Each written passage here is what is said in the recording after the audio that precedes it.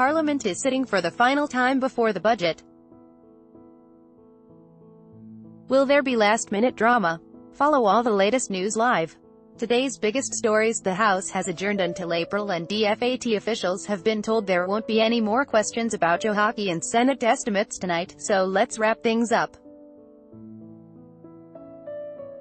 These were the day's biggest stories. Julie Bishop announced she was quitting politics at the next election. Tributes poured in from Ms. Bishop's colleagues.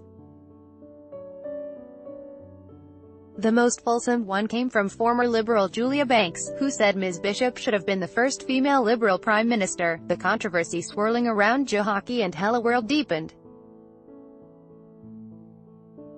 An explosive letter claimed the travel company's boss had said, "Hockey owes me." Penny Wong spent all day grilling DFAT officials about the controversy. Sarcasm was relentless. The government said it had received legal advice warning of a critical loophole in the medevac legislation. Read on for more detail on how the day in politics unfolded. Should have been Prime Minister Julia Banks became disillusioned with the Liberal Party after Malcolm Turnbull was knifed, and Julie Bishop received just 11 votes to replace him. She has since moved to the crossbench. Speaking to reporters on her way out of Parliament, Ms. Banks said Ms. Bishop was one of the finest leaders this country has ever seen. Julie Bishop should have been the first female Liberal Prime Minister. Ms. Banks said, "She's a woman of incredible wit and acute intellect, and I am deeply honored to call her my friend." Julia Banks. Picture, app source. AAPTONY Abbott's lukewarm tribute. Former Prime Minister Tony Abbott has responded to Julie Bishop's announcement. "It's not the warmest statement imaginable. Julie Bishop was a very effective foreign minister in my government. She will always be remembered as the first woman to hold this very important post and the first woman to be Liberal Deputy Leader." Tony Abbott, at Tony Abbott MHR, February 21, 2019 p.m. Slaps down O'Sullivan. The Prime Minister has slapped down one of his own senators after a backlash from the Chinese-Australian community. During a discussion about a new biosecurity levy earlier this week, Senator Barry O'Sullivan said, "There's a bigger chance of us having a biosecurity breach by us having a bloody old Chinaman who brings in his favorite sausage down the front of his undies, yeah?" Real quote. The ABC reports Scott Morrison has posted on the Chinese social media site Weibo today in an attempt to limit the damage. The remarks made by Senator Barry O'Sullivan do not represent my views, nor do they represent the views of the Liberal and National Party's coalition government, Mr. Morrison said. For more than 200 years, Chinese immigrants have worked hard to contribute new ideas, helped shape Australia's identity and made outstanding contributions to the prosperity of Australian society. Senator Barry O'Sullivan. Picture, app source. AAPTHE Whole Bishop leaves behind since she moved to the backbench. Ms. Bishop has been outspoken on the Liberal Party's problem at acting female members of Parliament. "It's not acceptable for our party to contribute to the fall in Australia's ratings from 15th in the world in terms of female parliamentary representation in 1999 to 50th today. There's a lot to be done," Ms. Bishop said at the Australian Women's Weekly Women of the Future event in September. "Our party, in fact all parties, recognize they have a problem in attracting and maintaining women, diversity in general, when a feisty, amazing woman like Julia Banks says this environment is not for me. Don't say, toughen up princesses, say, enough is enough." Of course, Julia Banks has quit the Liberal Party to join the crossbench in the month since Ms. Bishop made those comments. Yesterday we watched Minister for Women Kelly O'Dwyer deliver her valedictory speech to Parliament. She is also quitting at the election. It didn't take long after Ms. Bishop's announcement today for people to note the news would further weaken the Liberals' position with women. Makes you wonder just how many, or few, women will be left in the LNP after the next election. Not that there were many to begin with, Channel 10's Lisa Wilkinson said. Julie Bishop, Julia Banks, Kelly O'Dwyer, and Sud Malis. Makes you wonder just how many, or few, women will be left in the LNP after the next election. Not that there were that many to begin with. Bookinson, February 21, 2019. Australia reacts to Bishop's retirement. Bishop left the chamber quickly after delivering her speech, but both party leaders nevertheless rose to praise her career. I think it is important to mark the speech that we have just heard from the member for Curtin, simply to acknowledge her tremendous service to our country, her tremendous service to her community, tremendous service to the Liberal Party, Scott Morrison said. Julie is a Liberal through and through, and she has always held fast to those important Liberal principles. We share many things in common, not just thinking that Tina Arena is the best female singer in the country, but apart from that, her passion that she has always brought to her role, the dignity and grace that she has demonstrated in every single role she has held.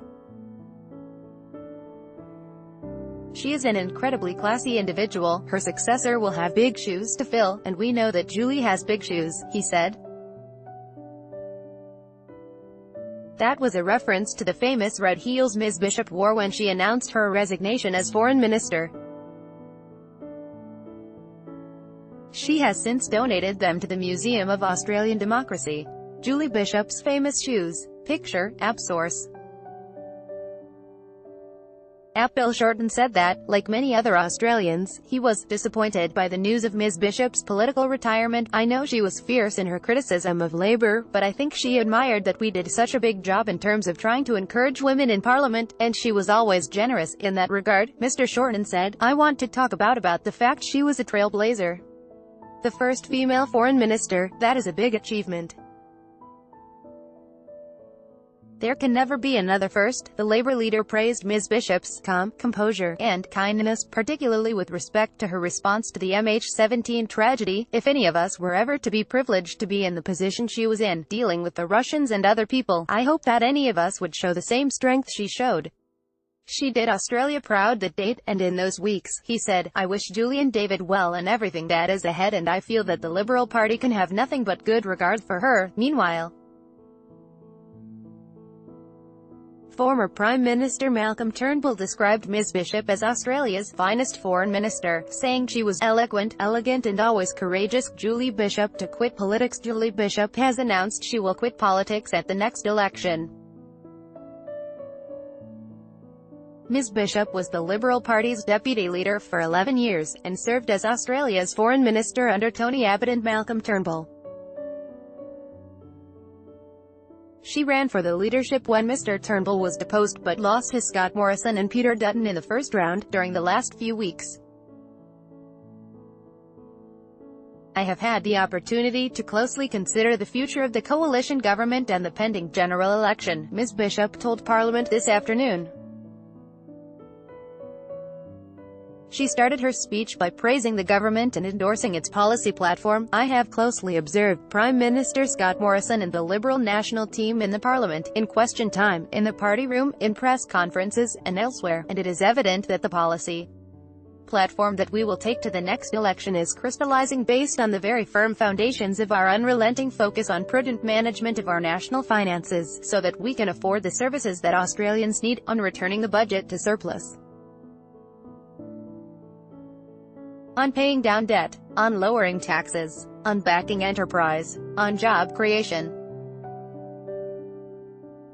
and growing the economy for the benefit of all Australians. Ms. Bishop said she had come to the conclusion that Labor had learned nothing from its past failures, and therefore, the coalition will win the next election. The government will be returned to office because it is focusing on what matters to the Australian people.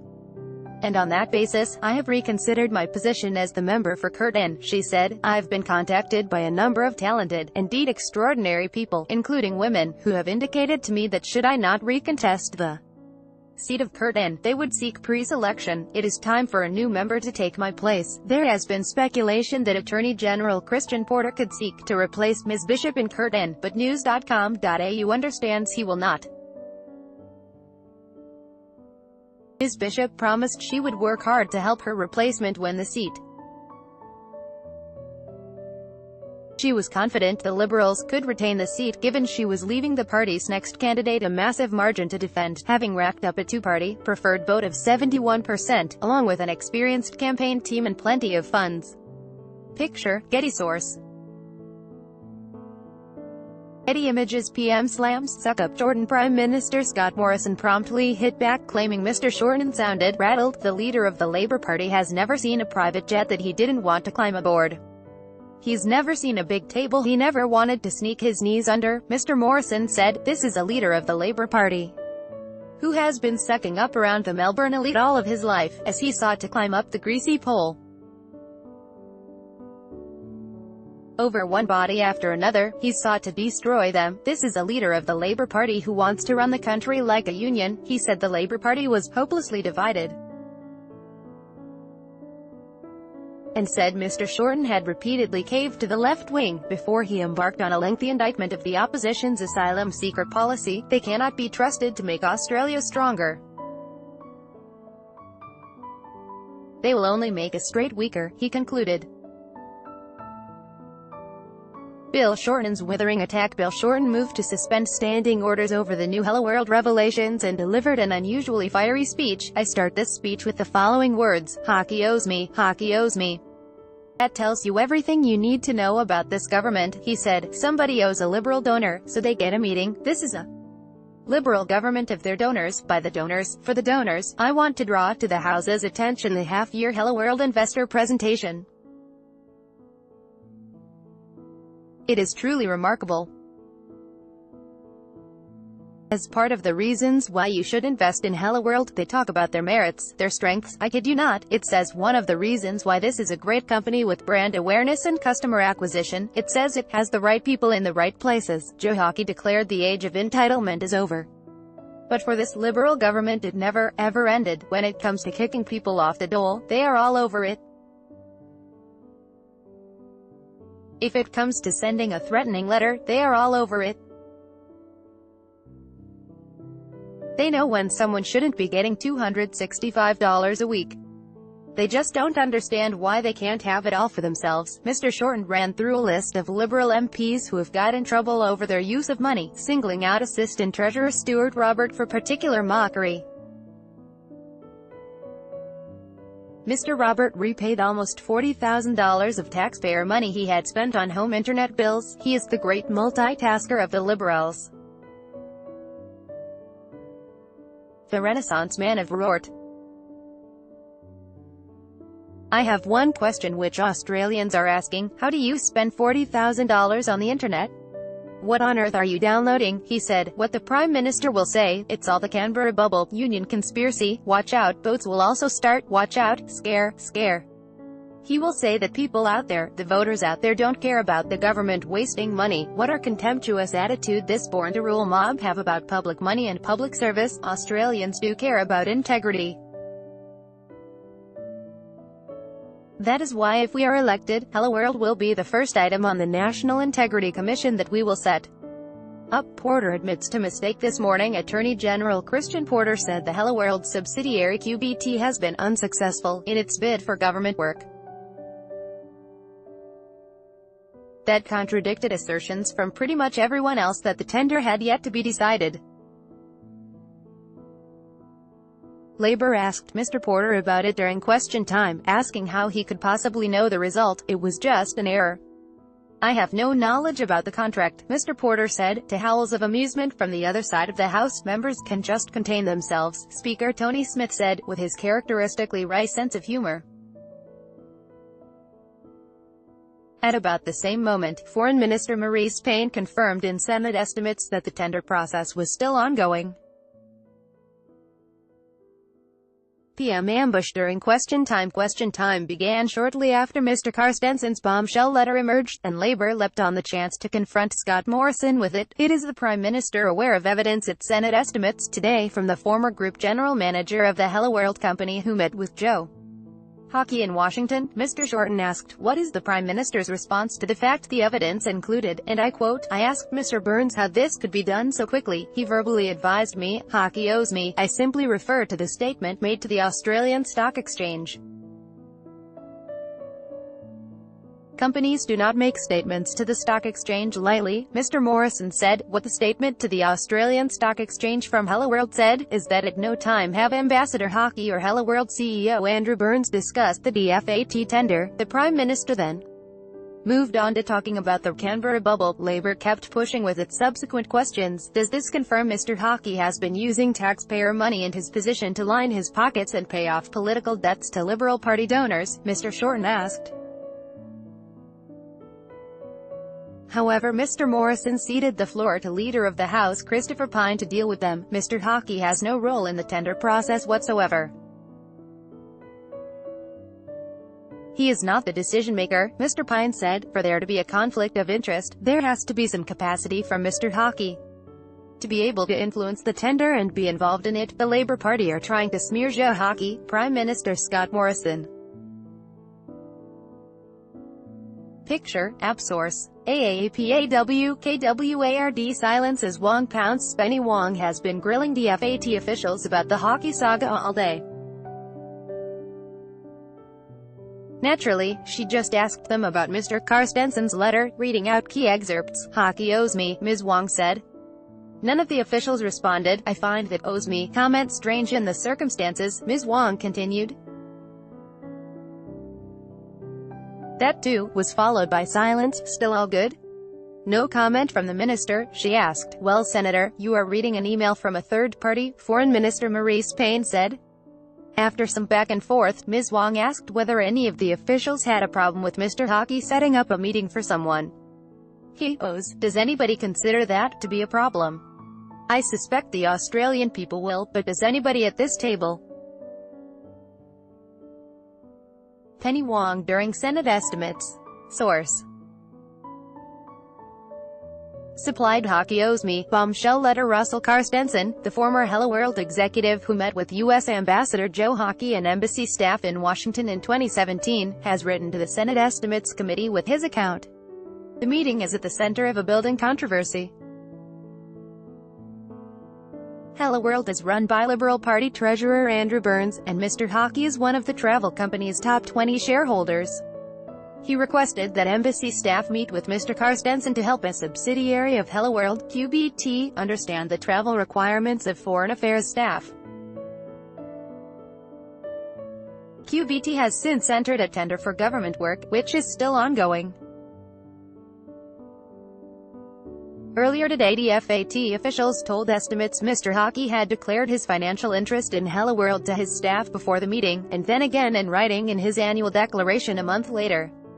Here are the key passages from Mr. Carstenson's letter. Early 2017, Andrew Burns advised me that his long-term friend Mr. Hockey was frustrated that his travel arrangements were unprofessional and with limited hours of operations. Mr. Carstenson wrote, Mr. Burns told me that he was going to arrange a meeting with Mr. Hockey and me at some point in the first half of 2017. Around the date of the 23rd of April 2017, I was in Europe on personal leave and some business and was planning to fly directly home to Melbourne when I was contacted by Mr. Burns via email, SMS and voice call to tell me he had arranged a meeting with Mr. Hockey and I had to fly home via Washington to meet with him. I asked Mr. Burns how this could be done so quickly. He verbally advised me, Hockey owes me. I found that owes me comment strange in the circumstances, but it's not an unusual term from Mr. Burns when talking about his business relationships. Moving on to the meeting itself, he said Mr. Hockey and two other people attended. We spoke for about an hour and were provided with Mr. Hockey's travel frustrations, which I totally understood. He said, after the meeting I left without any further communication until I returned to Australia and debriefed Mr. Burns on the meeting. I advised him that the embassy business would have to go to tender, but there was an excellent opportunity to get that business. At the time, Hello World was looking at buying a corporate business in the USA, one based in the Washington area. I told Mr. Hockey this. On my return, I emailed Mr. Hockey directly to his embassy email address and gave him the corporate travel options in detail. I assume these details could have been used as a basis of the tender requirements if a tender came up. I sent a copy of the email to Mr. Burns. I also advised Wogue, whole of Australian government travel. I met Mr. Hockey. The feedback from the Wogue travel team was that they were uncomfortable with the meeting. I decided then that I would not follow up with Mr. Hockey. I was advised later in a conversation that people in DFAT were uncomfortable that Mr. Hockey met me and that he was a shareholder of Hello World. If I remember correctly, I did not know at the time of the meeting in Washington that he was a shareholder. The letter to the Senate Estimates Committee. Source. Supplied. They've not thought it through. Peter Dutton went on 2 Gigabytes Radio for his weekly chat with Ray Hadley this morning. Hadley brought up the flaw with the government's new argument on asylum seekers today, pointing out that more than 800 people have previously been transferred to Australia for medical attention and only a small number have returned to Nauru or Manus Island. That is because many asylum seekers have gone to the courts to try to prevent themselves from being sent back. How is that different to what's going to happen under the Medevac bill? Hadley asked. This is a very litigious area, there's no question about that, Mr. Dutton replied, but for Labour to introduce a law that means none of them can go back, I mean, the people smugglers listen to all of this, Ray, they've really not thought through what it is they've proposed. And I think there's a big price to pay for it. Labour hits back over loophole. Shadow Attorney General Mark Dreyfus has spoken about the loophole in the Medevac legislation. The government must immediately release the legal advice, Mr. Dreyfus said, on what we've got to go on at the moment. We don't think that there's any problem. Our bill talks about temporary transfers. The government has got a very bad record of misrepresenting the advice that it gets. Regulator on the defensive. Australia's prudential regulator has rejected scathing criticism stemming from the Banking Royal Commission. Commissioner Kenneth Hayne found that in some cases, Australia's regulators had been invisible when it came to dealing with wrongdoing. At a Senate hearing on Thursday, Australian Prudential Regulation Authority Chairman Wayne Byers was asked by Labor Senator Chris Ketter whether he wanted to apologise for the organisation's performance. I think we can show a very good track record of making significant improvements in the superannuation industry, Mr. Byers responded. I don't think there's any sense that there's been a lack of action. There are always things you can do more of and do better. We're very ready to take those on board. The proposition that there's been nothing done in the superannuation sector, I don't think holds up to scrutiny, Senator Ketter said. Both the Royal Commission and the Productivity Commission report into superannuation had been scathing of regulators, including APRA, but Mr. Byers said a raft of funds had exited the industry as a result of APRA identifying underperforming ones. We, with the support of the government, have raised the bar considerably in super, Mr. Byers said. APRA has committed to implement 9 of the Royal Commission's 10 recommendations by 2020. All I can do is point to what we've been doing, which is all about member outcomes and improving member outcomes, Mr. Byers said. He said APRA would be able to up the ante once it got extended powers contained in legislation before Parliament. They are a game changer, the APRA chairman said. With AAP Christina Keneally slams Con Job. There are a few ongoing Twitter spats between the MPs in this building. The most prominent one is between Josh Frydenberg and Chris Bowen, who like to sledge each other's economic policies at every available opportunity. Here is the latest installment in that one. Warning, at Josh Frydenberg won't like the bit in which it won. Peter Martin says, Josh Frydenberg is wrong, Chris Bowen is right. But this is a very good segment on franking credits. Down finger. https://t.co/Ziok9rpeoper. Chris Bowen, at Bowen Chris, February 20, 2019. Another active tweeter is Senator Christina Keneally, who has been relentless in her criticism of Liberal MP Tim Wilson's franking credits inquiry. Today she has taken issue with Mr. Wilson's assertion that Labour was voting against the speedy delivery of drought relief. Here's Ms. Keneally's rather blunt response. Labour supports drought relief and would fund it. Labour does not support stealing from infrastructure. Australia. Stealing from rural roads to fund drought is a con job by the Nationals. https://t.co/ZF4K2062CR. Christina Keneally, at Keneally, February 21, 2019. Legal advice on Medevac loophole. The Attorney General Christian Porter has released a summary of the legal advice about that loophole in the Medevac legislation. The laws passed by Labour and the Greens add a new provision, Section 198C, to the Migration Act. That provision requires the transfer of a person to Australia if two doctors agree. It is a separate regime to the existing discretionary transfer power in Section 198B. The summary reads, there is an existing, specific and comprehensive regime for the return of a person to a regional processing country where they were brought to Australia under the Minister's existing discretionary power in Section 198B. Labour's new mandatory transfer regime, Section 198C, does not link to the existing provisions in the Act 19880 and 198AH that give the Minister the power to return transferees to Manus and Nauru. Mr. Porter said the upshot was that anyone brought to Australia could remain in indefinite detention on Christmas Island. Labour's bill specifically requires anyone brought from Manus and Nauru to be held in immigration detention. This means even those outside of detention on Manus and Nauru who are brought to Australia under Labour's bill would be required, under Labour's law, to be held in detention indefinitely, he said.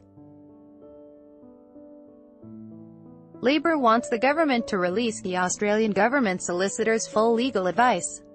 Mr. Porter is resisting that call. Unemployment rate steady be the way. The January jobs numbers are out and the unemployment rate has stayed at 5%. The number of people in employment grew by 39,000, according to the Bureau of Statistics. That's almost triple what economists expected. New ban for returning fighters. Australian foreign fighters who want to return home could be blocked from entering the country for up to 2 years under law changes introduced to Parliament this morning. Home Affairs Minister Peter Dutton says more than 230 Australians have travelled to either Syria or Iraq to fight or support Islamic extremists since 2012, with a number trying to return home now that Islamic State's power is dwindling. The government is determined to deal with these people from as far away from our shores as is possible, to ensure that if they return, it is into the hands of authorities, Mr. Dutton said as he introduced the legislation. Hockey's version of events returning to estimates. Mr. Sloper has revealed he spoke to Joe Hockey yesterday to get his version of events. Here is his exchange with Penny Wong. Wong, how can you say he met with all the travel providers, not just the Hello World subsidiary? Sloper, because he confirmed that to me. Wong, when did you speak to him? Sloper, I spoke to him yesterday. Wong, oh, right. Do you have notes from that meeting? Sloper, I don't. Wong, what did he say to you? Sloper, I asked him whether he had declared his interest, because the embassy had also told me that.